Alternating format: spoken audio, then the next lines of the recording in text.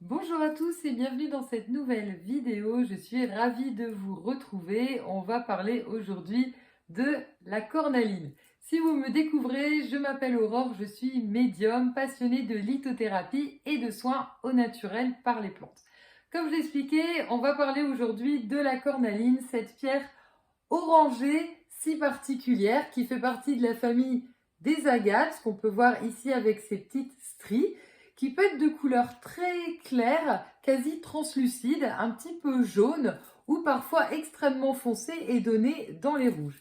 C'est une pierre qui est assez régulièrement teintée, d'où le fait qu'en bracelet notamment, en perles, vous puissiez le voir de manière assez claire quand il sera naturel et malheureusement, dans pas mal de cas, le voir en fait extrêmement rouge. C'est surtout si vous ne voyez pas les petites en fait rainures, les petites lignes, ou enfin vraiment ça va faire une couleur trop uniforme. Clairement, c'est teinté. Donc ça, voilà, ça me paraît être la première chose à vous expliquer, puisque souvent on les veut très foncés au niveau de la cornaline et c'est pas forcément un gage en fait de qualité. Donc première chose, quelles sont les vertus de la cornaline? La cornaline, par sa couleur orangée, travaille le chakra sacré qui est lié au ventre, aussi bien sur le plan physique, donc on retrouve tout ce qui peut être pathologie de digestion, notamment l'estomac, les intestins, mais également tout ce qui sera psychosomatique. Psychosomatique, j'entends par là toutes les douleurs qu'on peut avoir, où on fera voilà des examens, on trouvera pas forcément deux choses, c'est le ventre qui se tortille. On retrouve ça pas mal de fois chez les enfants notamment, alors chez l'adulte aussi, mais l'enfant, quand ça ne va pas du tout, il vous dit « j'ai mal au ventre » par rapport aux adultes qui auront plus tendance en fait à avoir mal à la tête ou mettre ça sur le mental. Donc, la cornaline travaille en fait notre enfant intérieur qui va permettre de retrouver ce côté foufou, ce côté où on se pose pas forcément de questions, puisque le ventre énergétiquement est relié à l'éducation, aux valeurs, à tout ce qui va nous faire culpabiliser, alors que souvent on n'a rien fait, tout simplement. Donc ici, la cornaline va nous aider à ne pas nous bloquer. Donc, comme l'expliqué, c'est vraiment une pierre d'ouverture. Par sa couleur orangée, on retrouve le dynamisme, la vitalité, la motivation. Alors, ça ne veut pas forcément dire qu'on est mou. Par la cornaline, on peut travailler des personnes qui vont déplacer les montagnes pour les autres, mais qui pour elles-mêmes ne feront pas les choses puisqu'elles ont l'impression de ne pas le mériter. Ici, ça nous permet de comprendre que la cornaline travaillera sur la chance et l'abondance. La chance et l'abondance, ça ne veut pas forcément dire qu'on est, comment dire, habité par la malchance et le mauvais œil, mais clairement, on s'empêche soi-même de se connecter. C'est-à-dire qu'on refuse, inconsciemment bien entendu, les opportunités, on refuse les synchronicités, et ici la cornaline permettra de réouvrir énergétiquement le ventre pour savoir recevoir et ne pas uniquement être dans une énergie où on donne, et finalement on se vide aussi énergétiquement. C'est pour ça que par sa couleur, d'expliquer de vitalité aussi et de dynamisme, et ben c'est retrouver cette énergie dont on a tendance en fait à se vider tout seul. Ainsi, la cornaline peut s'associer à plusieurs pierres pour travailler plus profondément. Vous savez, moi j'adore voilà associer ici les pierres. On va voir donc lesquelles. Également, donc comme on parlait du ventre, le chakra donc sacré qui s'appelle aussi chakra du sexe. Donc clairement, bah, ça touche à la sexualité, aussi bien au niveau de la libido. Alors bien sûr, la cornaline, c'est uniquement si on veut la booster. J'ai déjà eu le cas 2 fois de personnes qui voulaient apaiser, c'est-à-dire que si vraiment c'est trop présent, on va le dire comme ça, n'utilisez pas la cornaline. On utilisera en fait l'inverse, on le verra ensuite, ce sera les pierres bleues pour justement libérer émotionnellement ce dont on a besoin voilà, de calmer et qui s'inscrit ici. Donc en lien avec la sexualité, on peut l'utiliser pour la fertilité. Souvent, je lui préfère sa cousine l'agate de feu, qui fait du coup partie également de la famille des agates, mais la cornaline fonctionne extrêmement bien également. On la retrouve principalement pour les hommes, aussi pour booster au niveau libido, parce que chez les hommes, c'est beaucoup plus en fait. Alors, il y a libido, mais aussi travailler au niveau des organes génitaux.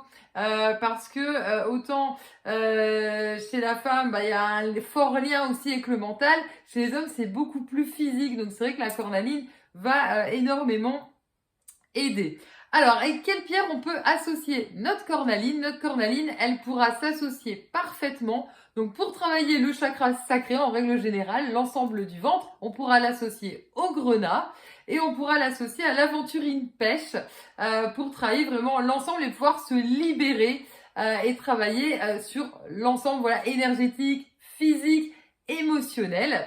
Également, on pourra associer la cornaline si vous voulez travailler sur votre chance et votre abondance avec de la citrine et avec de l'agatousse. Je vous mets de toute façon en dessous de la vidéo le lien complet avec des liens, ce sera un lien avec plein de liens cliquables. Vous pourrez retrouver voilà aussi bien les ensembles de pierres, les bracelets que je vous magnétise et que je vous réalise artisanalement. Voilà, donc si on travaille chance et abondance, comme je disais, la citrine et l'agatousse.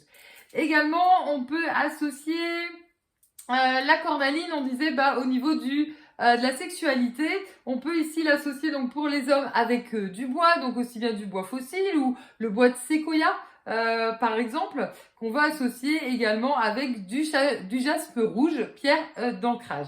On pourra pour les femmes au niveau de la fertilité associer la pierre de lune et toujours notre grenat.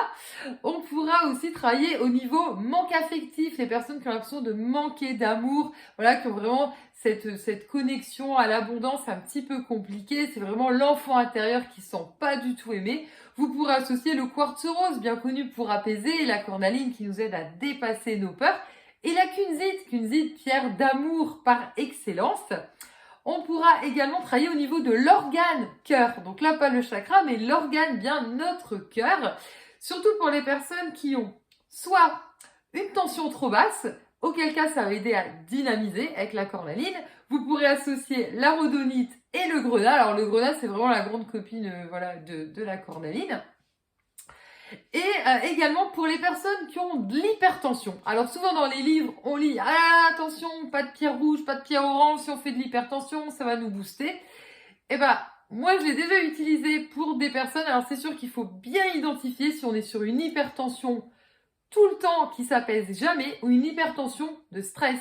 Une hypertension de stress, un exemple concret, on a rendez-vous chez le médecin, 2-3 jours avant le rendez-vous, on a déjà la tension au maximum et dès que le rendez-vous est terminé, on a passé la porte du docteur et la tension, pouf, se remet à la normale. C'est une tension de stress. Auquel cas, vous pouvez tout à fait utiliser la cornaline et le grenat qui ici vont vous aider à dépasser vos peurs et ça va stabiliser en fait votre tension, d'où le fait qu'on peut travailler avec la rhodonite puisque la rhodonite c'est le chakra du cœur ici et qui va permettre de nous détendre et de dépasser les nerfs en fait, tout simplement. Énergétiquement, on peut associer la cornaline à son opposé. C'est là où ça devient un petit peu plus technique. Son opposé, quand on regarde le cercle chromatique, j'aime bien travailler avec le cercle chromatique, le chakra sacré est équilibré avec le chakra de la gorge.